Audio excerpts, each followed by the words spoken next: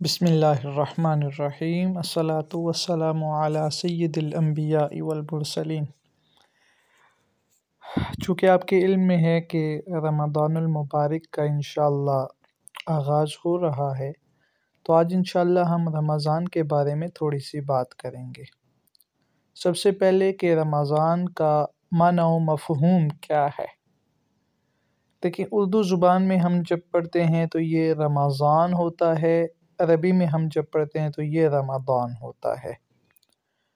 رمضان المبارک یہ قمری سال کا 9واں مہینہ ہے، اور یہ وہ مہینہ ہے جس میں اللہ رب العزت نے اپنے پیارے کلام کو نازل فرمایا۔ اگر ہم رمضان کے لغوی معنی کی طرف جائیں تو یہ رمضان سے نکلا ہے، جس کا معنی ہوتا ہے مطر، بارش، یعنی رحمتوں کی بارش کا مہینہ۔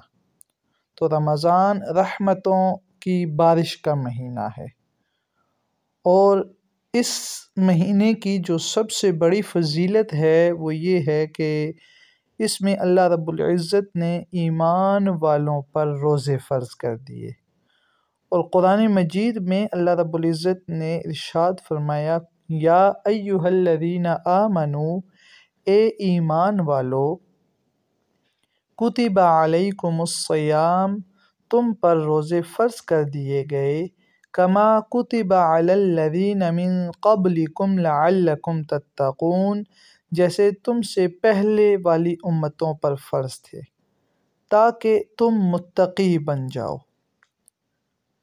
تو یہ صیام کا لفظ ہے، عربی زبان میں دو لفظ استعمال ہوتے ہیں، صوم اور صیام۔ آج ہم بات آگے کرتے ہیں رمضان المبارک کی فضیلت کی، کہ اس کی فضیلت کیا ہے۔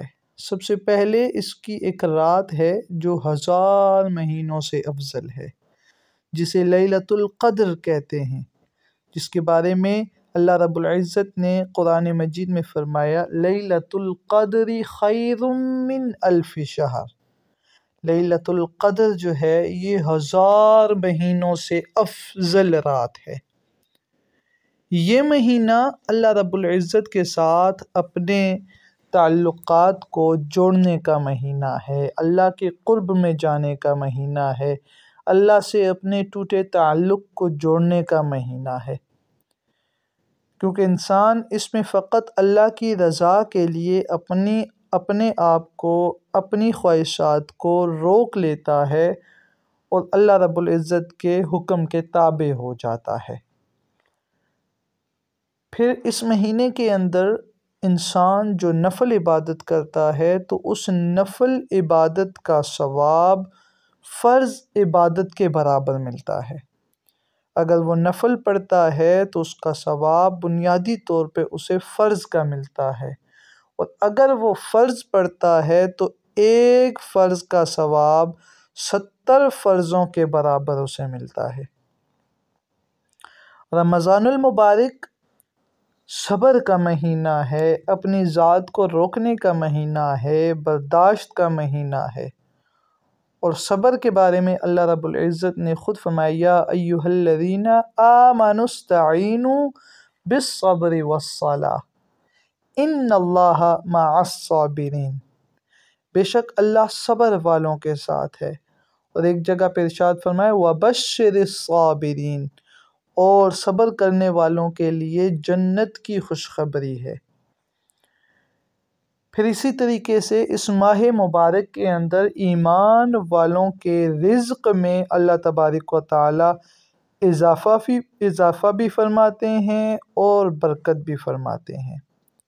جب انسان اللہ رب العزت کے راستے میں خرچ کرتا ہے، جب ایک ایمان والا اللہ رب العزت کے ساتھ مالی تعلق کو بھی قائم کرتا ہے تو اللہ رب العزت اس کے رزق میں اضافہ بھی فرماتے ہیں اور اس کے رزق میں برکت بھی فرماتے ہیں۔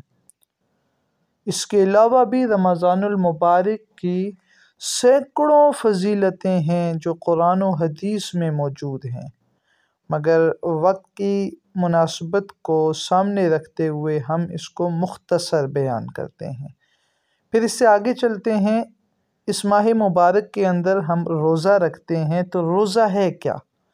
روزے کا کیا معنی ہے؟ روزے کا کیا مفہوم ہے؟ روزہ جو ہے یہ صوم سے نکلا ہے، یا دوسری جگہ صیام کا لفظ ہے، تو اس کا معنی ہوتا ہے رکنا، برداشت کرنا۔ تو روزے کا لغوی معنی رکنا اور برداشت کرنا ہے۔ اور اگر ہم اس کی بالکل شارٹ سی ڈیفینیشن کریں روزہ کیا ہے، تو ہم کہتے ہیں کہ شریعت مطہرہ میں صبح صادق یعنی سحور سے غروب آفتاب تک اپنے آپ کو کھانے پینے اور جماع سے اللہ تعالیٰ کے لیے روکے رکھنے کو روزہ کہتے ہیں۔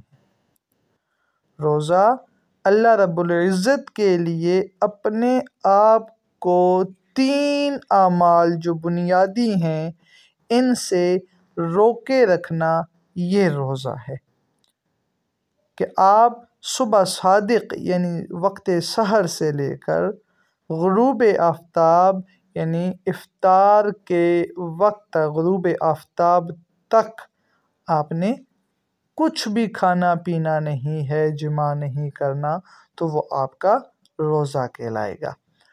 اچھا، حقیقت میں اگر ہم دیکھا جائے تو حقیقت میں صرف ایک بدن کا، جسم کا یا پیٹ کا ہی روزہ نہیں ہوتا، روزہ آپ کی روح کا بھی روزہ ہوتا ہے، آپ کی عقل کا بھی روزہ ہوتا ہے، آپ کی جوارح کا بھی روزہ ہوتا ہے۔ اگر آپ جو ہے بھوکے پیاسے رہ جاتے ہیں لیکن آپ روحانی طور پہ آپ کا روزہ نہیں ہے، عقلی طور پہ روزہ نہیں ہے، جوارح کے انداز سے آپ کا روزہ نہیں ہے، تو وہ آپ کا روزہ شمار نہیں کیا جائے گا، وہ صرف اور صرف آپ کی بھوک اور پیاس شمار کی جائے گی۔ تو روح کا روزہ کیا ہوتا ہے؟ روح کا روزہ یہ ہے کہ انسان اپنی خواہشات کے پل نہ باندھے، اپنی خواہشات پر قابو پا لے، اپنی خواہشات کو روک لے، اور جو نفس کے اٹیک ہیں خواہشات والے ان کو برداشت کرے۔ بہت سارے لوگ ہم خواہشات کے پیچھے مارے مارے پھرتے ہیں، ہماری ساری زندگی خواہشات کے پیچھے چلی جاتی ہے، پوری زندگی ہم خواہشات کے پل باندھنے میں گزار دیتے ہیں، ان کو پورا کرنے میں گزار دیتے ہیں، ان کی طلب میں گزار دیتے ہیں، ان کو حاصل کرنے میں گزار دیتے ہیں، اور اپنے نفس کی بات سنتے ہیں، اللہ رب العزت کی بات نہیں سنتے۔ اسی لیے اللہ نے فرمایا کامیابی یہ ہے قد افلح من زکاہا، کامیاب شخص وہ ہے، کامیابی وہ شخص پاتا ہے جو اپنے نفس کو تمام خواہشات سے پاک کر دے۔ پھر اسی طریقے سے عقل کا بھی روزہ ہے کہ عقل جو ہے انسانی نفسانی جو خواہشات ہیں ان سے بچنا۔ عقل کے اندر ہمیشہ یاد رکھیں، آپ کا جو سب سے پہلا اٹیک ہوتا ہے نفس کا وہ آپ کی عقل پہ ہوتا ہے، وہ آپ کو عقلی طور پہ قائل کرتا ہے کہ آپ کے ذہن میں خواہش آتی ہے، عقل میں خواہش آتی ہے، پھر اس کو پورا کرنے میں زندگی گزر جاتی ہے۔ پھر آپ کا جوارح کا روزہ ہوتا ہے، کھانا پینا جماع، یہ تو بنیادی ہیں۔ پھر عملی طور پہ کہیں تو حسد سے بچنا، حسد سے رکنا، کذب سے، جھوٹ سے بچنا، فحش گوئی سے بچنا، یہ بنیادی طور پہ روزوں کا مقصد ہے۔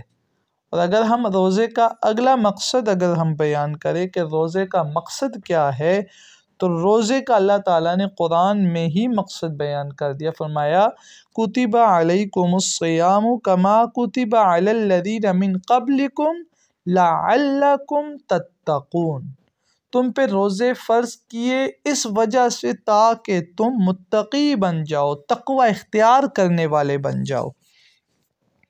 تو روزے کا جو بنیادی مقصد ہے وہ تقوی کو اختیار کرنا ہے، یعنی روزے کی حالت میں اپنے اوپر ہر اس حلال چیز کو حرام کر دینا جس کا اللہ رب العزت نے حکم دیا ہو، وہ چیزیں عام حالات میں حلال ہیں، پاکیزہ ہیں، کھانا پینا پاکیزہ ہے، جماع پاکیزہ ہے، حلال ہے، مگر حالت روزہ میں اپنے اوپر اللہ کی رضا اور اللہ کے حکم کی فرما برداری کرتے ہوئے ان چیزوں کو اپنے اوپر حرام کر دینا، یہ روزے کا بنیادی مقصد ہے۔ اور اس کو آسان الفاظ میں تقوی کو اگر ہم نے سمجھنا ہے، تقوی کی تعریف کیا ہے، تو بالکل سمپل سی ڈیفینیشن میں آپ کو سمجھا دیتا ہوں۔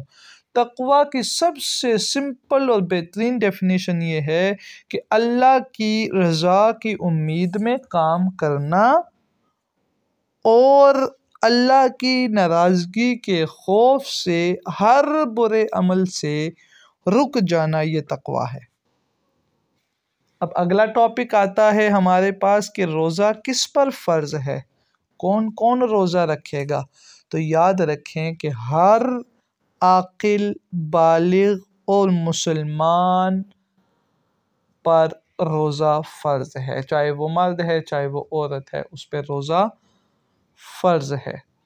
یعنی کہ صحت مند ہو، مسلمان ہو، عاقل ہو، تو اس سے روزے میں کسی قسم کی کوئی چھوٹ نہیں ہے، وہ ہر حالت میں اس فرض کی ادائیگی کرے گا اور وہ روزہ رکھے گا، اس میں کوئی چھوٹ نہیں ہے۔ لیکن اگر وہ جان بوجھ کے چھوڑے گا، صحت مند بھی ہے، کوئی شرعی عذر بھی نہیں ہے، عاقل بھی ہے، بالغ بھی ہے، اگر وہ جان بوجھ کر روزہ چھوڑے گا تو اس پر سب سے پہلے کفارہ آئے گا، اس نے ہر صورت میں کفارہ دینا ہوگا۔ یعنی کہ یہ وہ کفارہ کا معنی یہ ہے کہ یہ اس کی اس دنیا کے اندر سزا ہے، اس دنیا کے اندر اس کی سزا ہے، اور وہ کیا ہے کہ وہ سب سے پہلے 60 مسلسل روزے رکھے گا۔ اگر وہ 60 مسلسل روزے نہیں رکھ سکتا تو پھر وہ 60 مساکین کو کھانا کھلائے گا، اور بعض نے یہ لکھا ہے کہ 60 مساکین کو 2 وقت کا پیٹ بھر کر کھانا کھلانا، یہ اس کے اوپر کفارہ آئے گا۔ یا غلام آزاد کرنا، کیونکہ اب یہ تصور نہیں ہے ہمارے پاس، اس لیے پہلے 2 ہی کفارہ شمار کیے جائیں گے۔ اور اگر اس نے کسی شرعی عذر کی وجہ سے اپنا روزہ چھوڑا ہے تو پھر اس کے اوپر قضا لازم آئے گی۔ قضا سے مراد یہ ہے کہ وہ اس کو لوٹائے گا، رمضان کے علاوہ باقی ایام میں اس روزے کو لوٹائے گا، دوبارہ رکھے گا، سوائے عیدین کے۔ عیدین میں روزہ نہیں رکھا جاتا، ان کے علاوہ باقی ایام میں وہ کسی بھی دن روزہ رکھے گا تو وہ اس کی قضا شمار ہوگی۔ جیسے نماز ہے، نماز رہ جائے تو نماز کی بعد میں قضا ہے، لیکن اگر روزہ ہے تو روزہ کسی شرعی عذر کی وجہ سے چھوٹا ہے، جان بوجھ کے چھوڑا ہے تو اس پہ قضا نہیں بلکہ کفارہ ہے، اور اگر شرعی عذر کی وجہ سے چھوڑا گیا ہے تو پھر اس کے اوپر قضا لازم آئے گی، اور اس نے اپنے اس روزے کو دوبارہ لوٹانا ہوگا۔ اگر مثال کے طور پہ کوئی نہیں لوٹا سکتا اپنے اس روزے کو، یا کوئی اس طرح کے اور عذر سامنے آ رہے ہیں، شرعی عذر سامنے آ رہے ہیں، تو وہ فدیہ دے کر بھی اپنے اس روزے کو مکمل کر سکتا ہے، یا قضا کے ساتھ جو ہے وہ فدیہ بھی دے سکتا ہے، یعنی دونوں چیزوں کو بھی وہ جمع کر سکتا ہے۔ اب اگلی بات کرتے ہیں کہ روزہ کس پر فرض نہیں ہے۔ سب سے پہلے بچے جو ہیں، نابالغ بچوں پر روزہ فرض نہیں ہے۔ جو بچے نابالغ ہیں، چھوٹے ہیں، ان پر روزہ فرض نہیں ہے۔ اور دوسرے نمبر پہ اگر چلے جائیں تو بوڑھے لوگ، یعنی ایسے بوڑھے جو بڑھاپے کے اندر ہیں اور ان کی بیماریاں بھی زیادہ ہیں اور وہ روزہ نہیں رکھ سکتے، ضعف ہے، کمزوری ہے، یا کوئی بیماریاں ہیں یا کوئی اور شرعی عذر ہے جس کی بنا پر روزہ رکھنے سے ان کی صحت پر اثر پڑ سکتا ہے یا ان کی موت واقع ہو سکتی ہے، ٹھیک ہے، تو اس وجہ سے انہیں چھوٹ دی گئی ہے۔ تیسرے نمبر پہ بیمار ہے تو ایسی بیماری جو ٹھیک ہونے والی نہیں ہے اور جس سے روزہ رکھنے سے اگر اس بیماری میں اضافہ ہوتا ہے یا موت آنے کا شک ہے یا موت آ سکتی ہے، تو ایسے بیمار پر بھی روزہ فرض نہیں ہے۔ لیکن ایسا بیمار ہے کہ وہ ٹھیک ہو سکتا ہے تو اس کے لیے قضا ہے، وہ دوبارہ روزہ رمضان کے بعد رکھ سکتا ہے۔ لیکن ایسا بیمار جو بالکل اس کے بعد بھی روزے رکھنے کے قابل نہیں ہے تو ایسے بیمار کے لیے چھوٹ ہے اور وہ اس کا فدیہ دے گا۔ پھر چوتھے نمبر پہ آ جائیں تو مسافر ہے کہ جو شخص سفر میں ہے اور ایسا سفر ہے کہ جس میں اسے تکلیف ہو سکتی ہے، روزہ رکھنے سے اسے پریشانی کا سامنا ہو سکتا ہے یا روزہ رکھنے سے اس کے سفر میں کوئی خرابی پیدا ہو سکتی ہے، لمبا سفر ہے تو اس کے لیے بھی چھوٹ ہے مگر اس پر بھی قضا لازم ہے۔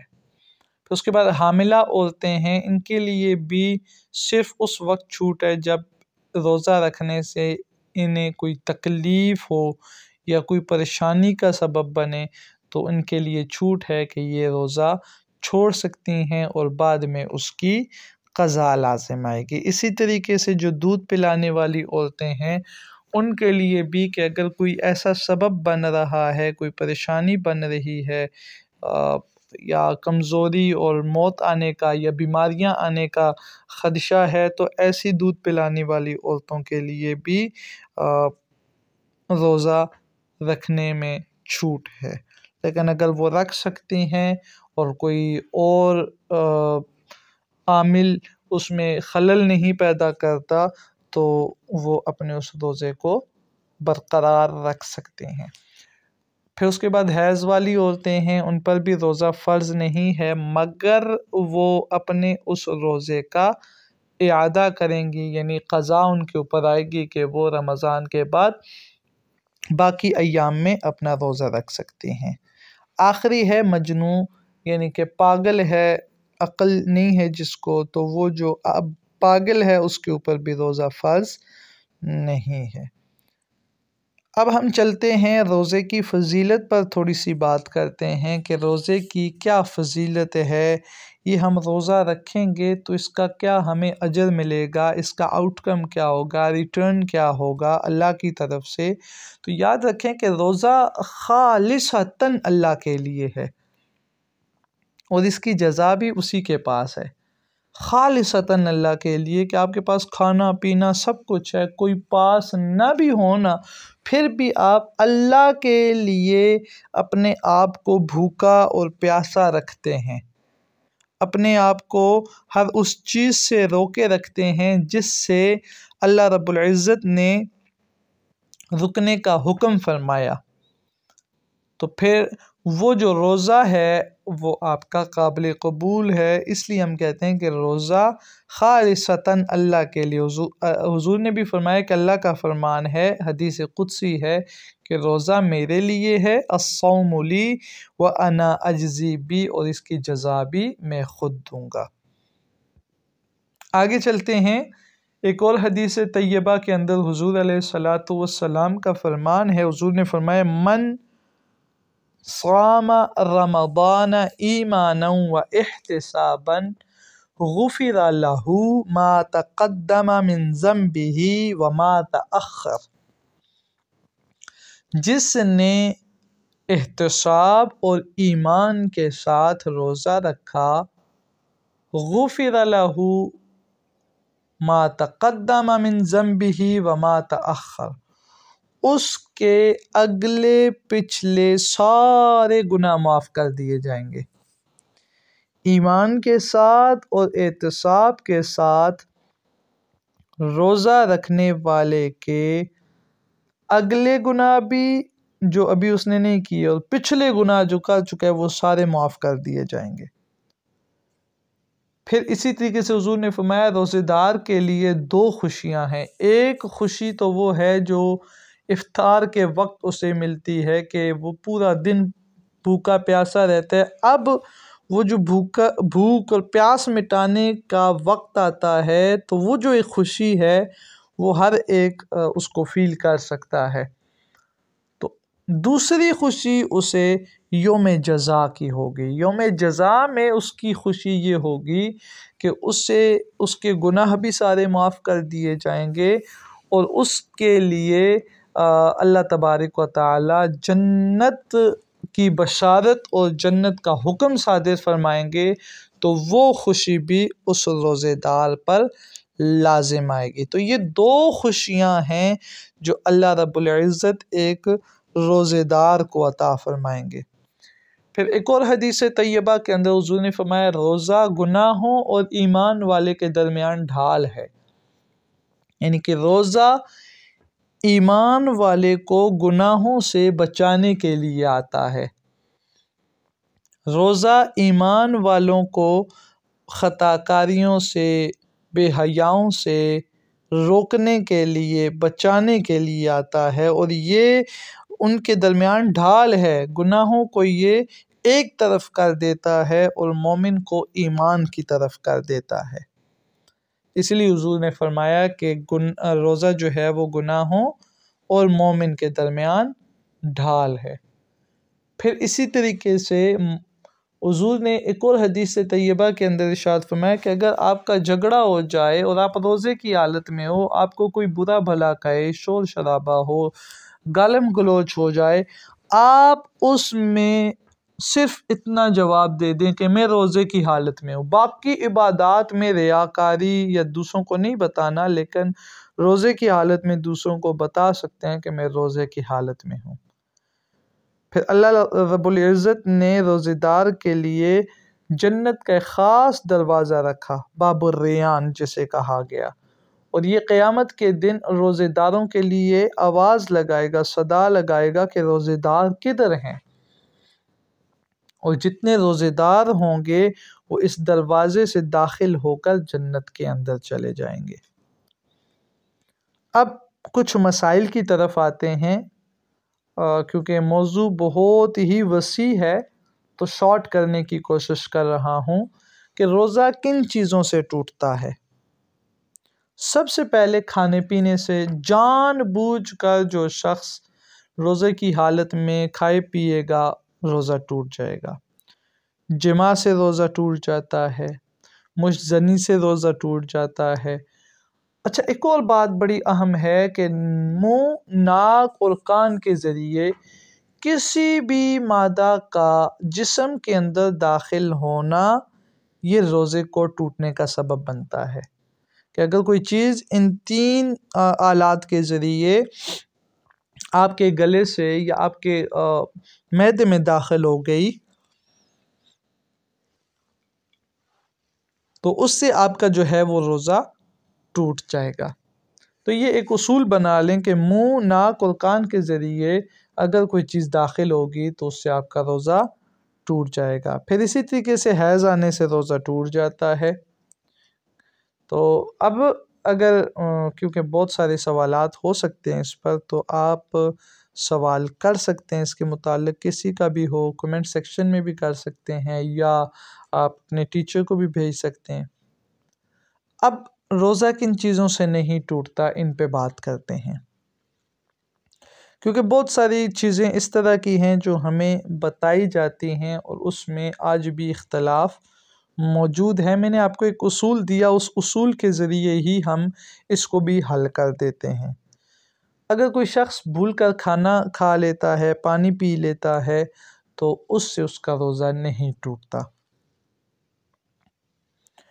پھر دوسرے نمبر پہ قے سے، وامٹنگ سے یا الٹی سے روزہ نہیں ٹوٹتا۔ ہمیں یہ بتایا جاتا ہے کہ قے کرنے سے روزہ ٹوٹ جاتا ہے۔ میں نے اصول دیا کہ کوئی چیز داخل ہوگی تو روزہ ٹوٹے گا، ٹھیک ہے۔ قے میں چیز خارج ہوتی ہے، مادہ خارج ہوتا ہے، داخل نہیں ہوتا۔ لیکن شرط یہ ہے کہ اگر اس الٹی میں آپ کو محسوس ہو کہ کوئی ذرہ واپس معدہ میں چلا گیا تو ایسی صورت میں روزہ ٹوٹ جائے گا، لیکن اگر کوئی ذرہ واپس نہیں گیا تو ایسی صورت میں آپ کا روزہ نہیں ٹوٹے گا۔ انجیکشن لگوانے سے اس پہ اختلاف ابھی بھی موجود ہے، انجیکشن لگانے سے روزہ نہیں ٹوٹتا۔ میری رائے، کیونکہ میں اصول آپ کو بتا چکا ہوں کہ اصول یہ ہے کہ منہ، ناک اور کان کے ذریعے داخل ہو، تو انجیکشن آپ کا منہ، ناک اور کان کے ذریعے داخل نہیں ہوتا، اس لیے اس سے روزہ نہیں ٹوٹتا۔ لیکن یاد رکھیں کہ یہ اس صورت میں ہے جب بیماری حد سے گزر جائے اور انجیکشن جو ہے لگوانے کے علاوہ کوئی اور آپشن نہ ہو، تو اس حالت میں انجیکشن لگوانے سے آپ کا روزہ نہیں ٹوٹے گا۔ لیکن اس کا یہ مطلب نہیں ہے کہ چھوٹی چھوٹی بیماری پہ جا کے انجیکشن لگوا دیں، ہلکا سا زکام بخار ہو تو انجیکشن لگوا دیں، یا بہت سارے لوگ جو آئرن انجیکشن لگواتے ہیں یا طاقت کے لیے لگواتے ہیں وہ لگوا لیں، تو اس کی اجازت نہیں ہے۔ یہ صرف انجیکشن وہ جو بیماری کے حالت میں لاسٹ آپشن ہو تو پھر لگایا جا سکتا ہے اور اس سے روزہ نہیں ٹوٹتا۔ بلڈ ڈونیٹ کرنے سے بھی روزہ نہیں ٹوٹتا، اگر آپ کسی کو خون دیتے ہیں تو اس سے بھی آپ کا روزہ نہیں ٹوٹے گا۔ سرما، خوشبو، تیل لگانے سے بھی روزہ نہیں ٹوٹتا۔ اب اس سے آگے چلتے ہیں کہ حالت روزہ میں کچھ وقت ہوتا ہے جو بہت خاص ہوتا ہے، لیکن جب حالت روزہ میں ہے تو آپ کا ہر وقت، ہر پل ہی خاص ہے۔ روزے کی حالت میں پل پل بھی جو ہے وہ آپ کا خاص ہے۔ ایک ایک منٹ، ایک ایک پل، ایک ایک سیکنڈ جو ہے وہ رحمتوں اور برکتوں سے بھرا ہوا ہے۔ مگر اس وقت کے اندر 3 گھنٹے یا 3 ساعتیں ایسی ہیں جو بہت زیادہ برکت والی ہیں، جو بہترین وقت ہے۔ پہلا جو وقت ہے وہ سحری کا وقت ہے، جسے صبح صادق کہا جاتا ہے، تہجد کا وقت ہے۔ یہ وہ وقت ہے جس وقت اللہ رب العزت آسمان دنیا پہ آ کے اعلان فرماتے ہیں کہ حل من مستغفر، کوئی ہے جو مجھ سے بخشش مانگے میں اسے بخش دوں، کوئی ہے جو مجھ سے رزق مانگے میں اس کو رزق عطا کر دوں۔ تو اب یہ جو وقت ہے یہ خاص ہے، جب آپ مانگیں گے تو اللہ رب العزت اسی وقت اس کو قبول فرمائیں گے۔ پھر بعد از نماز فجر آپ کی چاشت اور اشراق کا جو وقت ہے وہ بڑا بہترین وقت ہے، اور بعض مفسرین کا کہنا ہے کہ یہ جو وقت ہے نا، یہ رزق میں برکت کا وقت ہے، اور آپ اس وقت میں اپنے رزق کو تلاش کریں۔ جب آپ اس وقت میں رزق کو تلاش کریں گے تو آپ کا رزق بڑھے گا بھی اور اس میں برکت بھی ہوگی۔ اور تیسری جو ساعت ہے وہ افطار کا وقت ہے، کہ افطار کا وقت، اس وقت جو آپ کے منہ سے اسمیل آ رہی ہوتی ہے وہ بھی اللہ رب العزت کو مسک سے زیادہ عزیز ہے۔ اب ہم آخری بات کی طرف چلتے ہیں کہ رمضان کے اندر ہم نے کیا کرنا ہے، ہم نے کیا ٹارگٹ رکھنا ہے اپنا، کہ ہم اپنا رمضان کیسے گزاریں گے۔ تو یہ میں کچھ چیزیں ہیں جو آپ کے سامنے رکھتا ہوں۔ ہر بندہ اس کو اپنا ہدف بنا لے، ہر بندہ اس کو اپنا ایک ٹارگٹ بنا لے کہ اس مہینے میں ہم نے یہ کام کرنا ہے۔ ایمان اور احتساب کے ساتھ روزہ رکھنا ہے، ایمان کے ساتھ اور احتساب کے ساتھ۔ ہم پڑھ چکے ہیں کہ اگر ہم رکھیں گے، ایمان کے ساتھ اور احتساب کے ساتھ روزہ رکھیں گے، من صام رمضان ایمانا و احتسابا غفر له ما تقدم من ذنبه وما تأخر۔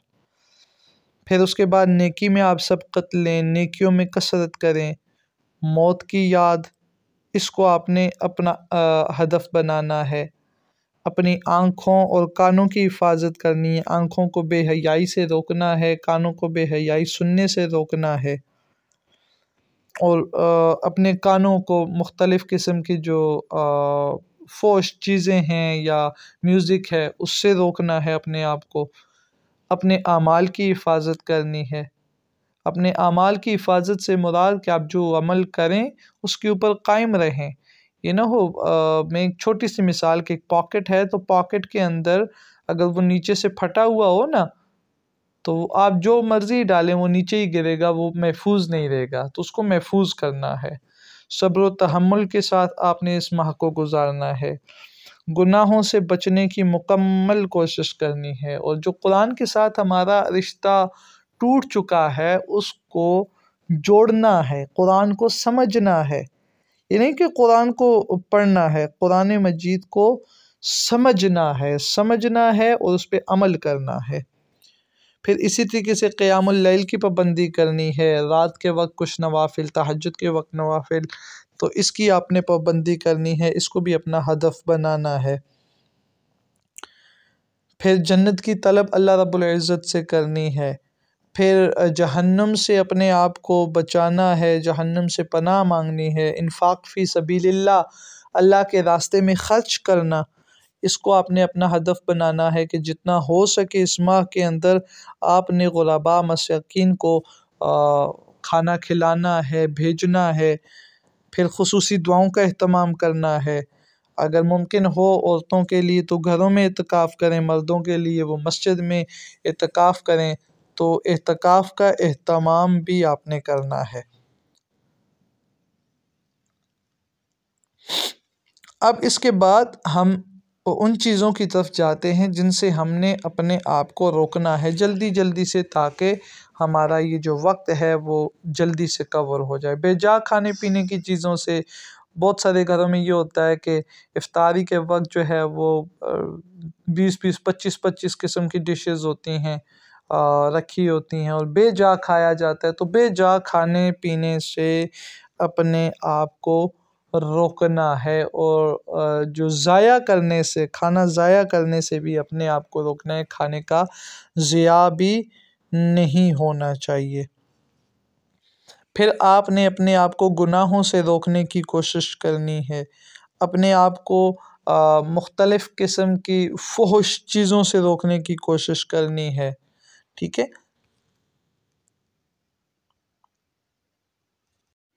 بے حیائی کی چیزوں سے، فحش چیزوں سے اپنے آپ کو روکنا ہے، لڑائی جھگڑے سے اپنے آپ کو روکنا ہے، جھوٹ سے، غیبت سے، حسد سے اپنے آپ کو بچانا ہے، روزے کی حالت میں نشہ آور اشیاء کے استعمال سے اپنے آپ کو بچانا ہے، وقت کو ضائع کرنے سے، وقت کے ضیاع سے اپنے آپ کو بچانا ہے کہ وقت ضائع نہ ہو۔ بہت سارے لوگ وقت کو گزارنے کے لیے موویز، میوزک یہ سنتے ہیں، ان چیزوں سے اپنے آپ کو روکنا ہے۔ تو اب آپ مجھے بتائیں کہ کیا آپ رمضان المبارک کے لیے تیار ہیں؟ کیا ہم نے اپنی تیاری مکمل کر لی ہے کہ ہم انشاءاللہ اس ماہ میں اپنے ان اہداف کو سامنے رکھ کر گزاریں گے؟ تو اللہ رب العزت سے دعا کرتا ہوں کہ اللہ رب العزت ہمیں اس پر عمل کی توفیق عطا فرمائے، اور اللہ رب العزت ہمیں اپنے ان اہداف کو، اپنے ان ٹارگٹس کو اچیو کرنے کی توفیق عطا فرمائے۔ والسلام علیکم ورحمۃ اللہ۔